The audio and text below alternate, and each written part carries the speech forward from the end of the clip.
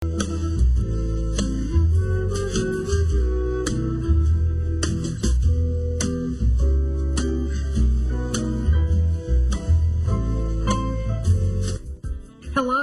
and welcome to For Further Review. This evening we have as our guest Gary Anderson, who is the Finance and Administrative Services Director for Murfreesboro City Schools. And we have been looking at the budget, and the board just voted on a budget. Gary, let me ask you this, please. First of all, welcome. Thank you. It takes a lot of money to run a school district, as we know. What are some of the sources of the funding? Well, our budget is a $51.2 million budget, and the sources of revenue for that are, of course, state money, the basic education program funds. We also have local money that comes in from the county and city, and we also have federal money that comes into our budget. Pretty much in all school districts in the state of Tennessee, they're established that way unless they're private schools. Those are for public schools. Tonight it appeared that there were several budgets actually that were approved. Could you talk about those? Sure. Well, when a school district goes through the budgetary process, they have to look at different budget categories. It's kind of like pots that you put the money in and then you expend it out of. And we're required under state law to account for each one separately in different categories. For example, the general purpose budget is the main budget for the school district. That's the $51.2 million. And what that funds is basically the operation of running our schools, from the teaching in the classroom to the taking care of the maintenance and making sure the lights are turned on, etc. We also have separate budgets under state law that says that we have to keep that money separate and they have to be self-sufficient. That means they have to generate enough revenue to support themselves. And those two budgets are the school nutrition budget and the extended school program. We have a very involved extended school program and a very involved food service program. But under the laws, they have to be able to support themselves, have to be self-sufficient. If not, then they would have to be, in effect, using taxpayer money, and that's not allowed under the laws. Okay.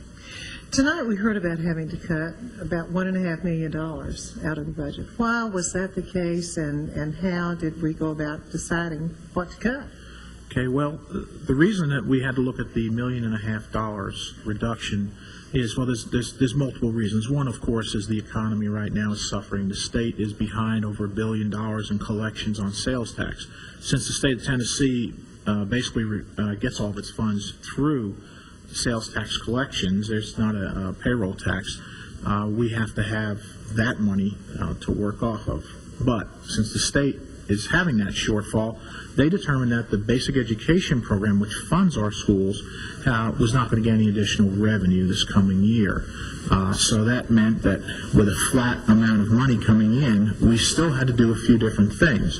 One is we have what's called a teacher roll or a step increase, and that amounts to, in Murfreesboro City, about $500,000 a year.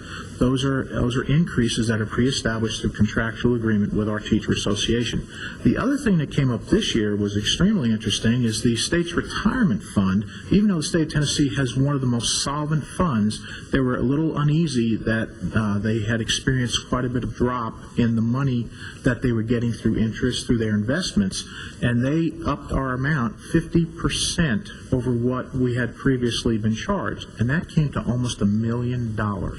So that was kind of like if you close the doors today and you open the doors tomorrow is the new year, you're going to have to get $1 million more to do the same exact thing. So in our case, with the increase in the step increases and that shortfall, that's $1.5 million we had to reduce in our budget because we're not showing any increase in our student enrollments. You mentioned something that we hear a lot about, and that's the BEP. Could you explain that a little bit for our listeners? Sure. BEP is the state formula for how they finance school districts. School districts in the state, they say on average receive 75% of their funding from that formula. The formula is established based on criteria such as in K through grade 3, the state determines that a 20-to-1 pupil-teacher ratio is appropriate. For grades 4 through 6, they say 25-to-1. Now, since Murfreesboro City Schools has focused on keeping the pupil-teacher ratio through every grade level, our funding source doesn't come through for us on that extra 20-to-1 versus the 25-to-1. So we have to get revenue for that out of local monies or other monies that we can get together.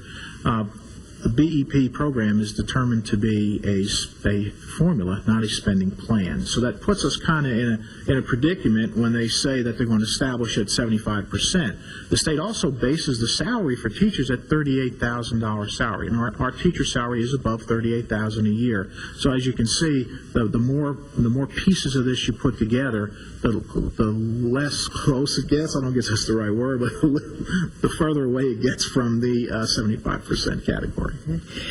Obviously, it takes a while to do the budget. Could you talk a little bit about the timeline? Sure. The budget timeline actually starts back in October. We send out information to our principals, collecting it on our facilities. Then we take what they say are needed in our facilities. We send it to the maintenance department. Maintenance department looks at that and determines other things like roofing issues, HVAC issues as well. We then meet with every principal and we go over what they see are the needs for their school. The board has input before that time also, where the board will tell us that these are the major emphasis areas that we're looking for in the school district. After we get all the input from our stakeholders in the school district, then we go and actually start the work of putting the budget together, determining what we anticipate our expected enrollment will be, what our revenue stream will be, and then we put together our expenses. And so once we do all that, it comes down to this time of year in April, because we have to present it to our funding agency, the city government, by May 1st. Let me ask you this. We've heard a lot about the challenges that we're seeing with the economy. What challenges do you see in the future for school districts regarding funding? The biggest challenge that we're going to face in funding right now is the general economy situation. We're seeing slight uptick in the economy, so we're hoping it will get better. But the fear is that they're cutting jobs all over, and so that we're not going to have the sales tax money, because the state works off the sales tax. And if people don't have jobs, they don't spend as much money, which reduces the sales tax income. So that's one of the bigger challenges. Also, the federal government is putting out some money for Race to the Top and things like that we'll be looking at here in the next few weeks to determine that. But we depend on not only the basic education money in our regular general purpose budget, but also on federal dollars, and our federal dollars equal almost $8 million. It's like $7.8 million is the whole picture. So by having the sources coming from different places, we're not really sure what's going to happen. As long as the economy stays good, then school districts should be okay. But right now, it's a very, very tough situation, and a lot of districts are actually laying off a lot of different people in different positions. And fortunately, we've been able to make the cuts we needed to make and come up with a balanced budget. About how much federal, as far as percentage, what's the percentage federal that we receive of our total budget? With a general purpose budget of almost $52 million, and they're being close to 8, so that's going to be about 15% of our budget is federal dollars. Okay, and the rest of it? The rest of it is just the general purpose local and state money. Okay, all right.